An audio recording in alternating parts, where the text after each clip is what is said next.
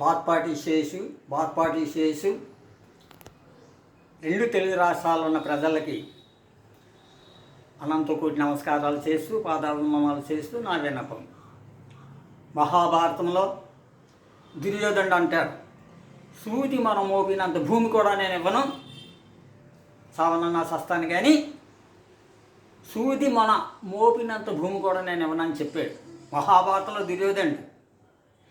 అటువంటిది ఈ రోజున ఆంధ్రప్రదేశ్లో ఉన్న అధికారంలో ఉన్న చంద్రయ్య 45,000 ఎకరాల భూమి అతి దారుణంగా దౌర్జన్యంగా వాళ్ళ మీద ఎన్నో పోలీసు అధికారులను పంపించి ఎన్నో హింసాయుతంగా 45 ఎకరాలు తీసేసుకుని వాళ్ళు ఏదో సొంతంగా ఇచ్చారని చెప్తాడు. ఇప్పుడు మళ్ళీ కూడా మీ భూమి మీ హక్కు అని మళ్ళీ ఈయన అంటున్నాడు. మీ భూమి మీ హక్కు అన్నప్పుడు ఆ రోజున 45 ఎకరాలు ఎలాగ తీసుకున్నాడు? ఒక ఎకరం భూమి అంటే 4,884 గజాలు. ఇప్పుడు ఎక్కడైనా సరే ఏ ప్రాంతంలో అయినా సరే ఓ పంట భూమిని కంపెట్టాలంటే దాన్ని ఆ యొక్క రోడ్ లెవెల్ తీసుకురావాలంటే ఒక పంట భూమిని 3 పంటలు పండే పంట భూమిని ఒక రోడ్డు ఎత్తి తీసుకురావాలంటే ఒక ఎకరానికి ఇంచుమించు 70 లక్షల నుంచి ₹1,00,00,000 దాకా అవుతుంది. అన్ని చోట్ల కూడా కావాల్సిన బిల్డర్స్ని అడగండి చెప్తారు, రియల్ ఎస్టేట్ వాడనలను అడగండి, బిల్డర్స్ని అడగండి, ఖచ్చితంగా చెప్తారు. ఒక ఎకరం భూమి రోడ్ లెవెల్కి తీసుకురావాలంటే 70 లక్షల నుంచి ₹1,00,00,000 దాకా ఖర్చు పెడతారు. అటువంటి 45,000 ఎకరాలు ఎప్పటికీ పూర్తి చేస్తాడు? 100 సంవత్సరాలు అయినా సరే అమరావతి అవదో. పైగా మళ్ళీ ఇంకో 50,000 ఎకరాలు కావాలంటాడు. ఒకప్పుడు ఆంగ్లేయుల పరిపాలనలో రాజస్థాన్ రాష్ట్రంలో ఉన్న కట్లు చెట్లన్నీ కలిపి అప్పుడు ఇనుము కరిగించడానికి, రైలు పట్టాలు వేయటానికి, రైలు పట్టాల యొక్క కింద పట్లు వేయటానికి మొత్తం రాజస్థాన్లో ఉన్న ఎడార్లన్నీ కొడేస్తే అప్పుడు ధారి ఎడారి కింద తయారైంది రాజస్థాన్ రాష్ట్రం. గోధుమలు పండించుకునేవారు, ఖర్జూరం పండించుకునేవారు, అన్నీ పండించుకున్నారు రాజస్థాన్లో. గోధుమలు, వరి అన్నీ పండించేవారు. మొత్తం చెరువులు అన్నీ ఉండి అక్కడ రాజస్థాన్. అది ఈ రోజున ధారెడారి అయిపోయింది. అలాగే ఇప్పుడున్న చంద్రయ్య, ఆంధ్రప్రదేశ్లో అధికారంలో ఉన్న చంద్రయ్య ఈ రోజున ఆంధ్రప్రదేశ్ని ఎడారిగా మారుస్తున్నాడు. మనకు ఆంధ్రప్రదేశ్కి వరి గిన్నె, బౌల్ ఆఫ్ రైస్ ప్యాడీ అని ఉండేది. బౌల్ ఆఫ్ రైస్ ప్యాడీ అని ఉండే ఆంధ్రప్రదేశ్కి. అటువంటిది షుగర్ ఫ్యాక్టరీలు లేవు, పంచదార ఫ్యాక్టరీలు లేవు. వరి పంట ప్రథమ స్థానంలో ఉన్న ఆంధ్రప్రదేశ్ ఈ రోజున 20 స్థానాన్ని దిగిపోయింది. ఎక్కడ చూసినా ఆవులు లేవు, మేకలు లేవు, ఏమి లేవు. నేను కాకినాడ నుండి విజయవాడ వరకు అంతా రైల్లోని, బస్సులోని, ఆటోలోని నడిచి తిరిగాను. విజయవాడ నగరంలో ఎక్కడో కూడా ఒక ఆవు కూడా కనపడలేదు, ఒక మేక కూడా కనపడలేదు, ఒక కుక్క కూడా కనపడలేదు. వీళ్ళు ఏం చేస్తారు? అన్ని చోట్ల రోడ్లు ఎందుకు? ఆ రోడ్లు ఎడల్పు చేశారు, యాక్సిడెంట్లు ఎక్కువైపోతున్నాయి.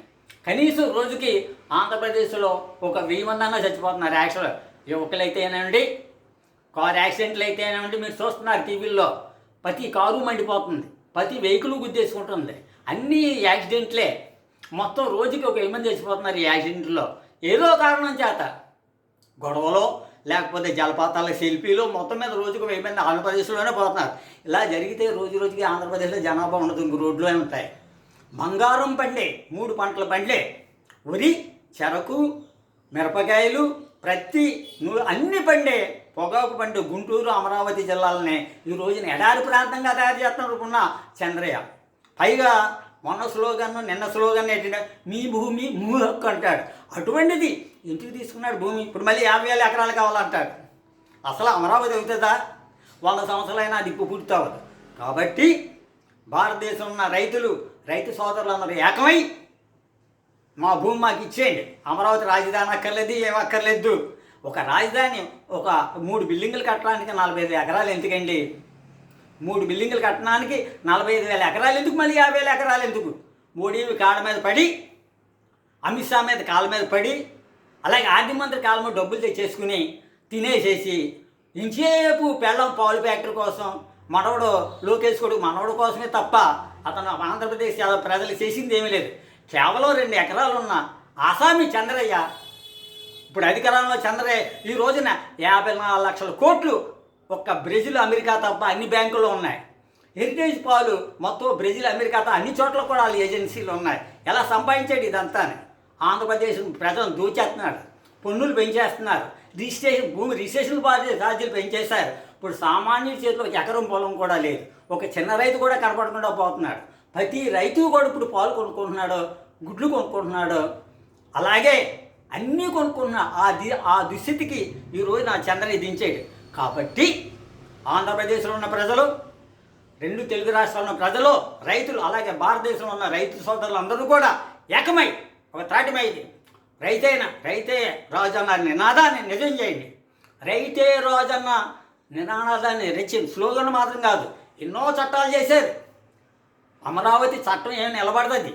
ఎన్నో చట్టాలు చేశారు. మన భారత రాజ్యాంగం ప్రకారం వరకట్న నిషేధ చట్టం చేశారు, అలాగే బాల హక్కుల నిషేధ చట్టం చేశారు, అన్నీ చేశారు. ఏమీ జరగలేదు. ఎవరు ఎక్కువ కట్నైతే పిల్లలు చేసుకుంటున్నారు. అలాగే ఒక పెళ్ళికి ఇంచుమించు 50 లక్షల నుంచి 2 కోట్లు ఖర్చు పెడుతున్నారు ఒక పెళ్ళికి. అలాగే అందరూ రాజకీయ నాయకులు అందరూ కూడా ఎలా సుందరమైన లాడ్జీల్లో పడుకుంటున్నారు విజయవాడలో. ఏ మీటింగ్ పెట్టినా లాడ్జీల్లోని, అక్కడ మన పెద్ద పెద్ద స్టార్ హోటల్లో మీటింగులు పెడుతున్నారు. ఏదో బయట పెట్టుకున్న చిన్న మీటింగ్. ఆ రోజున నెహ్రూ గారు ప్రధానమంత్రిగా ప్రమాణ స్వీకారం చేసినప్పుడు సామాన్యంగా ఆయన ఒక చిన్న బిల్డింగ్లో చేశాడు. ఆయన ఈ రోజున ఒక ముఖ్యమంత్రి ప్రమాణ స్వీకారం చేయడానికి కొన్ని వేల కోట్లు ఖర్చు పెట్టేస్తున్నారు. ఎవరి డబ్బండి? ప్రజల మీద పనులు వేసేస్తున్నారు. ప్రతి చిన్న ఇంటికి కూడా ఈ రోజున 2000 తక్కువ పనులు లేదు. ఈ పనులన్నీ ఎక్కడ పోతున్నాయి? పైకి మళ్ళీ 3,50,000 కోట్లు అప్పు అంటాడు. మీరు ఈ అప్పు తెచ్చిన డబ్బు ఎవరికి ఇచ్చాడు?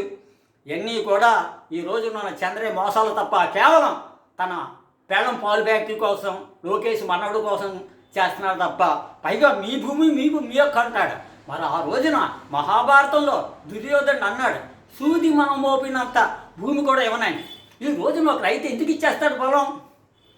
ఎకరం పొలం ఉన్న రైతు ఆవులను పెంచుకుంటాడు, గేదెలు పెంచుకుంటాడు, అమ్మాయికి పెళ్లి చేసుకుంటాడు, పిల్లలు చదువు. ఆ ఎకరం భూమి మీదే 3 పంటలు పండుతుంది. వరి పండుతుంది, చెరుకు పండుతుంది, అలాగే మినువులు పెసలు పండుతాయి, నూలు పండుతుంది, పొగాకు పండుతుంది. ఇక్కడ ఇప్పుడు విజయవాడ నుంచి మొత్తం అంతా పంటలే. అలాగే ఈస్ట్ వెస్ట్ కూడా బంగారం పండిది. ఈ రోజున ఎడారిగా తయారు చేసేస్తాడు ఆంధ్రప్రదేశ్లో. కానీ ఇంకొక 2 ఏళ్ళ కానీ చంద్రని ఉంటే మొత్తం భూములన్నీ ఎడారిలు చేస్తాడు. ఇప్పుడు విజయవాడ నుంచి నేను సర్వే చేశాను. విజయవాడ నుంచి విశాఖపట్నం వరకు నేను శ్రీకాకుళం కూడా వెళ్ళాను. మొత్తం అన్ని పీఠభూమిలో ఉన్నాయి. ఆ పీఠభూమిలో రాజధాని కట్టుకోవచ్చు కదా. విశాఖపట్నం వెళ్తాడు, విశాఖపట్నాన్ని పైకి తెస్తానంటాడు. ఏమిటి తెస్తాడు విశాఖపట్నాన్ని? అసలు రాతి ప్రదేశం, కొండల ప్రదేశం, బంగారం పండే ఈస్ట్ వెస్ట్ గుంటూరు జిల్లాలో అమరావతిలో బంగారు భూమి పండే రైతులన్నీ ఆ భూములన్నీ తీసేసుకుని రైతే రాజు మీ భూమి మీ అక్కంటే నోటి మాటలే తప్ప, ఇతనికి డబ్బు పిచ్చి తప్ప ఇంకేమీ లేదు. మాట్లాడితే ఢిల్లీ వెళ్ళటం, మోడీ కాళ్ళ మీద, అమిత్ షా మీద, ఆర్థిక మంత్రి ఆవిడ కాళ్ళ మీద పట్టడం, ఆవిడ జాలిపడిలో డబ్బులు ఇచ్చేస్తుంది. వీడు తెచ్చేసుకుంటున్నాడు. అందుచేతను భారతదేశంలో రైతు సోదరులు అందరూ కూడా రైతే రాజు అన్న మాట, జై కిసాన్ జై జవాన్, జై కిసాన్ జై జవాన్ ఆ స్లోగన్నే నిలబడాలి. లాల్ బహదూర్ శాస్త్రి గారు అన్నారు, జై కిసాన్ జై జవాన్. వీళ్ళిద్దరే భారతదేశం జవాన్లు కాపాడుతున్నారు. భారతదేశంలో ప్రజలకి కిసాన్లు అంటే రైతులు అన్నం పెడుతున్నారు. కాబట్టి రైతు సోదరులందరూ కూడా ఒక తాటి మీదకి వచ్చి భారతదేశంలో రైతులందరూ యొక్క చంద్రబాబు చేసే ఈ చంద్రయ్య బాబు కాదు, అతనికి 80 ఏళ్ళు పైనే ఉన్నాయి. చంద్రయ్య అంటే బాగుంటుంది. మనం అందరం కూడా ఈ రోజు నుంచి అందరూ కూడా ఆంధ్రప్రదేశ్లో ప్రజలందరూ కూడా చంద్రయ్య అనే పిల్లండి. చంద్రయ్య బాబు కాదు. 80 ఏళ్ళ దగ్గర ఉన్నాయి. మనవడికి ఇప్పుడు 50 లక్షల కోట్లు ఉంది ధనం. ఆంధ్రప్రదేశ్ డబ్బులన్నీ పట్టుకుపోతున్నాడు. కాబట్టి రైతులందరూ కలిపి పోరాటం చేయాలి. బంగారం పండే పండు భూములను మనం కాపాడుకోవాలి. జై హింద్.